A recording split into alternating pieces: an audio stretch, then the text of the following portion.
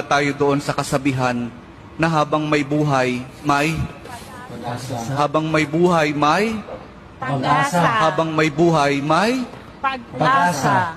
pagsubok. Dahil tayo katiwala ng Diyos, binibigyan din niya tayo ng iba't ibang klase ng pagsubok. Kaya po doon sa pagsubok na yon, saka pa lang natin mauunawaan na talagang ang ating buhay ay mayroong, habang may buhay mayroong, Pagsubok. habang may buhay may Pagsubok. pagbangon. Huwag niyong hayaan na kapag meron kayong pinagdaraan ng pagsubok, ay hindi kayo babangon. Kailangan meron tayong pagsumikap na pagtsatsagaan natin yung ating mga pagsubok na pinagdaraanan.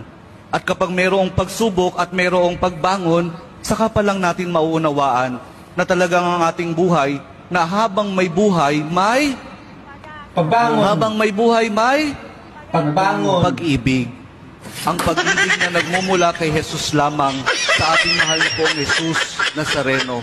Dahil doon, kapag naunawaan natin itong mga bagay na ito, na habang may buhay, may pagsubok, may pagbangon at may pag-ibig na nagmumula lamang kay Jesus, saka pa lang natin mauunawaan at matatanggap na talagang habang may buhay, may